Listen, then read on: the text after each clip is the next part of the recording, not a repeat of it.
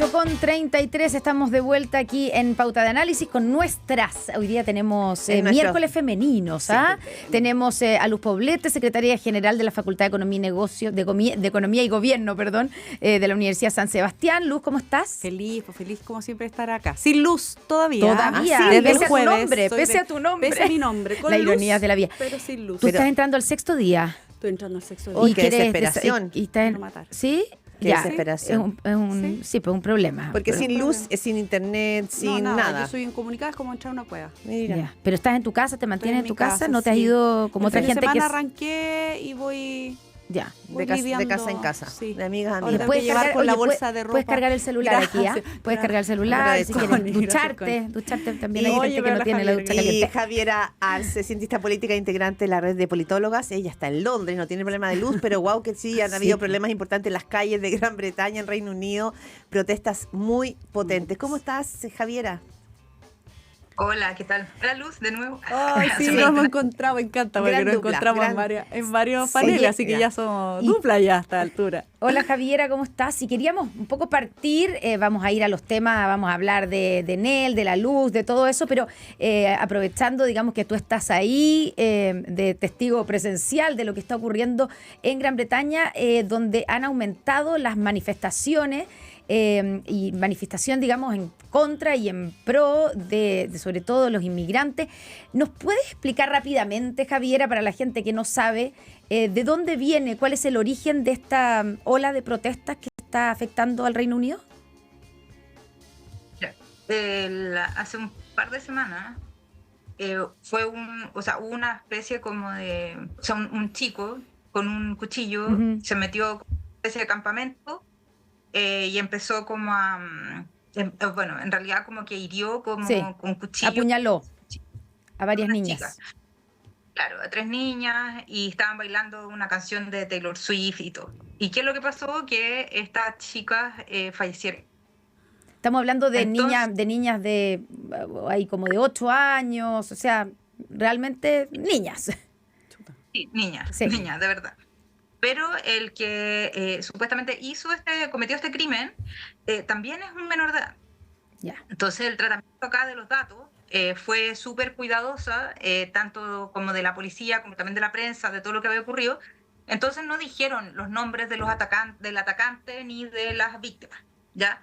Entonces, para poder resguardar esa información. ¿Y qué es lo que ocurrió? Que se aprovechó un espacio y alguien tiró una fake news en internet y dijo que dio un nombre falso de un supuesto migrante musulmán que era ilegal y que estaba pidiendo asilo político y que supuestamente él había hecho este crimen horrendo. Pero era una información falsa. Ese punto que tú haces es muy importante, Javiera, para entender también cómo opera esto. Claro, porque de hecho se trata de, como tú dices, un menor de edad, pero además nacido en Gran Bretaña, hijo de, entiendo yo, de inmigrantes, pero él, nacido y criado, como podríamos decir, es inglés, es un ciudadano británico.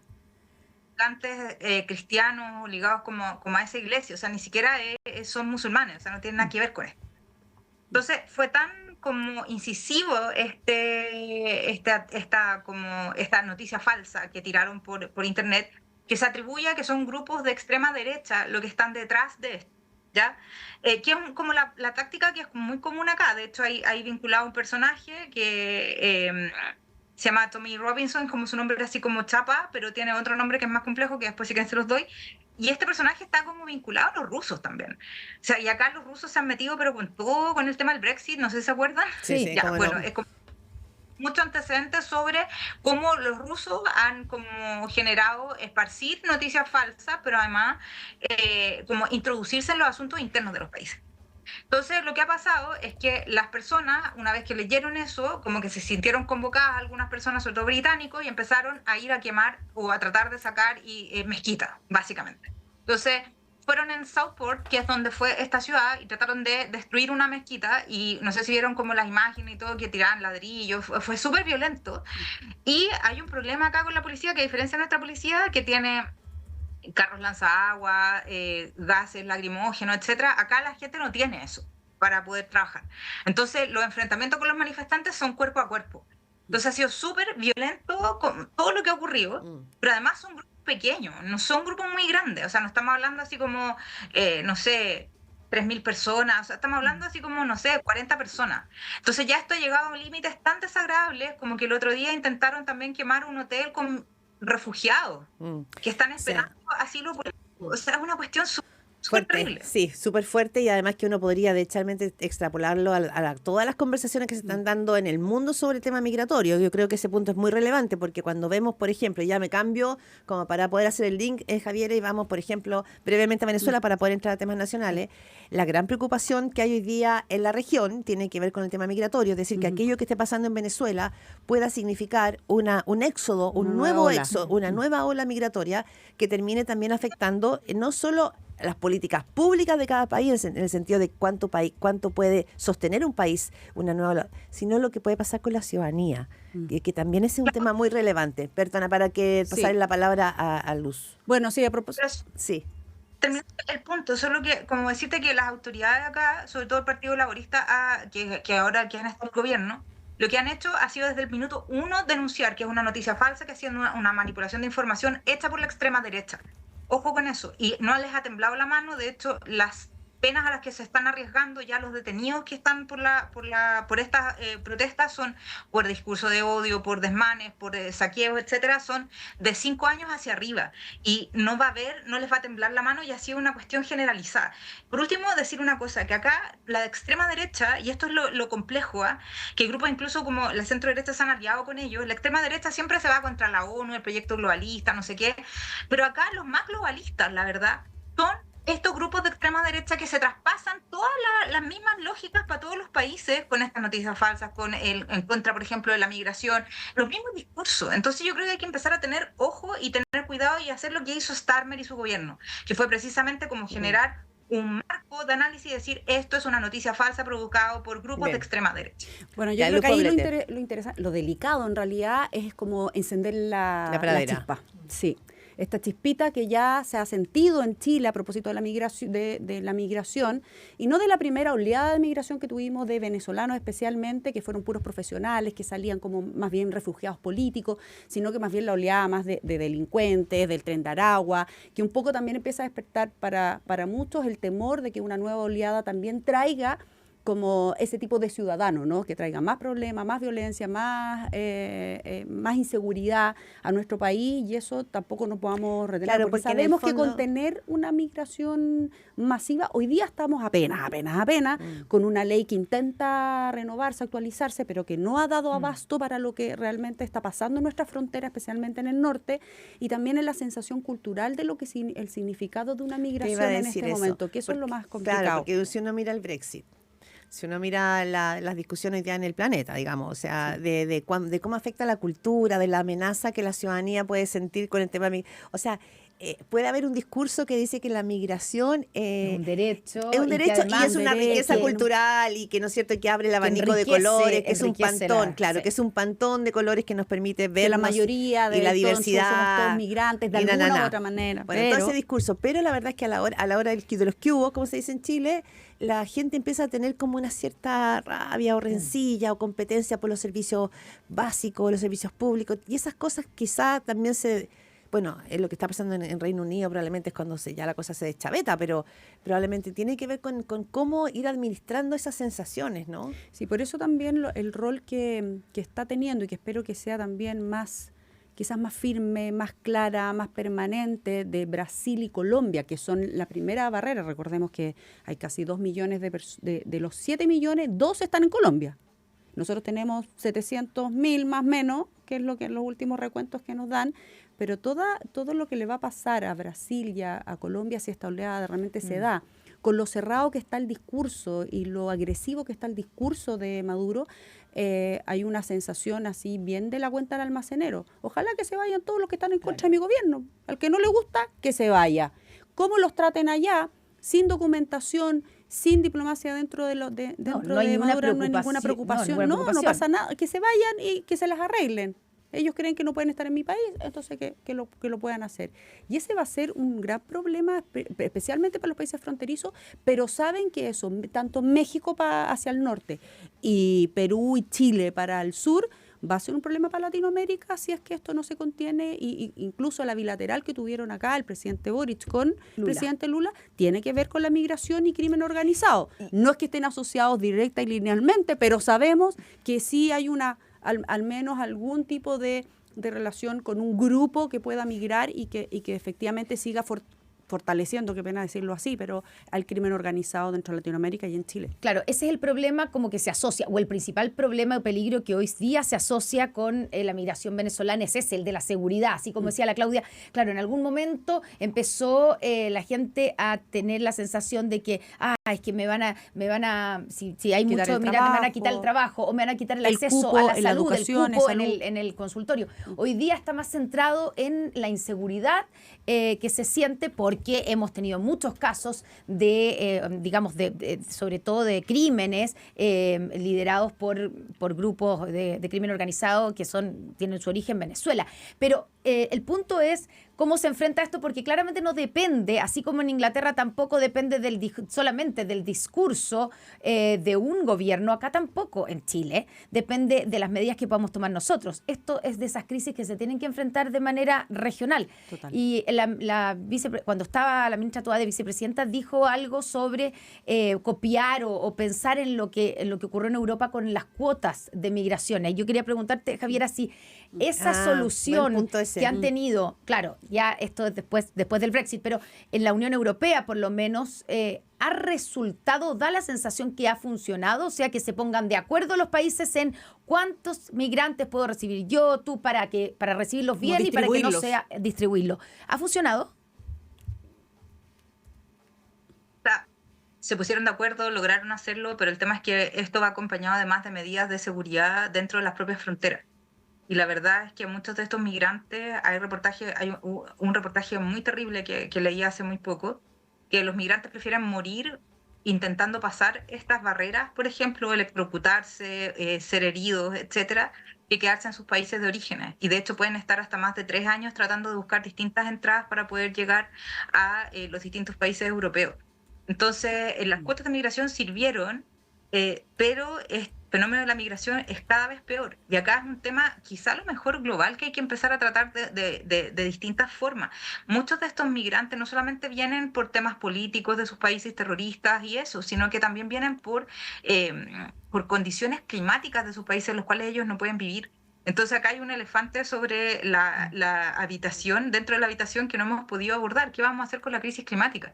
En el caso, por ejemplo, de Europa, varios de ellos vienen por ese sentido, y en el caso de América Latina, o sea, el tema de Venezuela es una cuestión que no se puede resolver solamente como mandando lejos a Maduro o tratando de romper las relaciones, como un poco lo que quiere la derecha, y lo que vimos ayer en una votación también. Pero Javiera, fue Maduro el que está expulsando y rompiendo las relaciones, ¿no? Más que la derecha.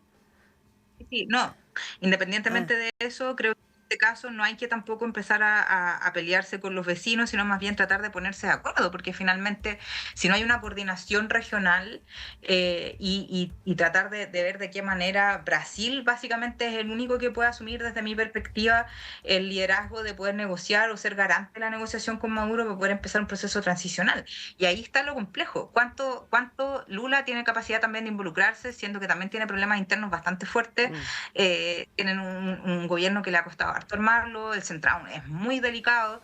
De hecho, a propósito del tema del crimen organizado, Brasil tenía crimen organizado antes de las olas migratorias, por si acaso, y tienen un problema con las drogas realmente. Entonces, en Río de Janeiro y en San Pablo el año pasado, y en San Pablo uno no puede ir al centro, porque está horrible. O sea, está todo el mundo consumiendo crack en el centro, y la sensación de que te van a matar es casi como... Un tema para agregar de lo que pasó, lo que ha pasado en Europa con respecto a la migración y las cuotas, un poco las medidas que ellos tomaron también como Unión Europea, fueron, que es una consecuencia fueron los guetos. Hoy día tú vas a cualquier país, a España, a Alemania, a mí me tocó verlo, especialmente en esos dos países, y cuando vivía allá hace más de 15 años, y es que hay guetos En el fondo tú sabes que a ese barrio tú no entras porque son el barrio de los musulmanes, el barrio y acá va a empezar a pasar lo mismo. En el fondo se van a empezar a convertir ciertos barrios, que son los barrios de los venezolanos, porque los chilenos que viven, por ejemplo, en los guetos verticales, conversando con ellos, y sabes que yo me voy a cambiar porque no soporto la música, no soporto el olor a la comida. Claro, son porque cambios ruidosos, culturales. porque son cambios culturales que si no eres capaz de integrarlo, de adaptarte mutuamente, el mutuo respeto por ciertos códigos que en general los chilenos quizás tienen distintos a los colombianos, a los venezolanos, a los haitianos, cuando llegó también la oleada de haitianos, y lo que empieza a pasar es que ciertos barrios se empiezan a convertir entonces en guetos de migración. Sí. Y no sé qué tan bueno sea eso, porque al final no es una integración de la migración. Sí, es un tema ese.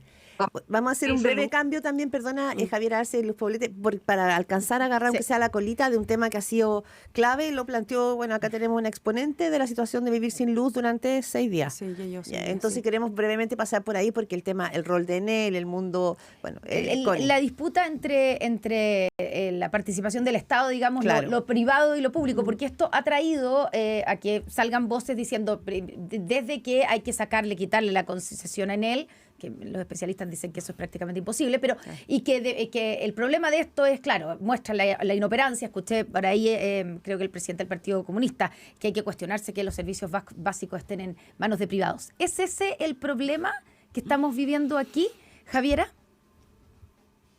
Yo creo que acá se nos dijo en algún momento que lo privado era eficiente y que por eso había que externalizar y sacar la gracia al Estado. Eso es parte de las reformas del Estado basadas en el neoliberalismo en las décadas del 80, que nace de hecho acá en Inglaterra, con las recetas de Margaret Thatcher. Sin embargo, lo que ha pasado es que ha quedado demostrado que la empresa privada, por lo menos administrando bienes básicos, como en este caso los suministros eléctricos, lo que uno está haciendo es generando monopolio. Acá, por ejemplo, en Inglaterra ya pero son monopolios regulados, hay que decirlo, claro, está todo regulado, desde los precios, las ganancias, todo. Pero ahora, tal vez está mal regulado, pero claro, pero está regulado, se empieza a regular. Vas a tener, por ejemplo, un alza de la luz, en las cuentas de la luz, y viene un temporal y te vuela todo, y hay gente que va a llegar una semana sin luz. O sea, eso, ¿y dónde se van después? ¿Cuál es la competencia que tienen en este monopolio? Ninguna. No tienen posibilidad de cambiarse de empresa eléctrica. Entonces, y tampoco tienes una ley de CERNAC que funcione y que le ponga dientes a esto. O sea, ¿cuál va a ser la sanción? Muchas veces las empresas, como piensan en general, comerse la sanción, comerse las multas, por seguir lucrando con el tema. ¿Cuál es el tipo de inversión que ha hecho en él también en cambiar los cables o en yo un poco en esa línea. Yo creo que siempre se hace una separación demasiado drástica entre lo privado y lo público. Y aquí tiene que haber una permanente conversación, especialmente en los servicios públicos. Si el problema no es que los privados puedan llevar la administración o puedan tener una empresa de servicios básicos, incluso, sino que la regulación tiene que ser permanente, la vigilancia, la actualización. Aquí hubo una ley, hoy día escuchaba, ya no sé cuántos años han pasado, la ley de sin cables, digamos que puede pasarlo. Chao cable. Es que no ley Chao Cable. Que está aprobada por el Congreso, pero no tiene reglamento. Una cosa insólita. Exactamente, insólito. ¿De quién depende que no tenga? Es el Estado. Entonces, si quieres regular, si quieres que funcione bien, si efectivamente te quieres meter en eso por la ciudadanía, porque esto no es por la empresa, es por la ciudadanía para que tenga los servicios y no pase lo que está pasando, resulta que tienes que forzar a que ese reglamento funcione, a que esa regulación sea permanente y que fuerce a las empresas a que tengan que invertir, por ejemplo, en el Chao Cable. El tema de las podas, el tema de las municipalidades también metidas en este sistema. Yo que digo, en un barrio donde se cayeron, pero decenas de árboles, los postes están en el suelo, es como pasar por la guerra. ¿En qué comuna estás tú? Yo estoy en la comuna Las Condes. Ya. Y eso lo mismo se ve en Vitacura, Lobarnechea, en La Reina Cerro. todavía, Estamos hablando de poblaciones completas que se les voló el Maipú techo, también. digamos, estoy pensando en el Cerro 18, estoy pensando en Conol 7000, o sea, no solamente, aquí les pega a todos. Hay más de 100.000 todavía, entiendo, clientes que están sin luz, y esto también en todo Chile, no estoy pensando solamente en Enel acá en Santiago, que tiene 33 comunas, más de 2 millones más o menos de clientes, en 33 comunas de la RM, pero hay muchos lugares, o sea, todo el resto de Chile que está con este mismo problema, ahí tú te das cuenta que no es un problema de Enel, es un problema de la regulación que no ha sido permanente ahí en la vigilancia y efectivamente en las sanciones. Qué complicado. Le haya quitar, perdón, solamente para cerrar. hoy día lo vaya a sancionar, lo vaya a demandar, pero el punto es que hoy día tienes que primero preocuparte de la emergencia. ¿Cómo el Estado va a ayudar desde que pedir generadores? Porque hoy día no pedir generadores es como ir a pedir los ventiladores para la pandemia.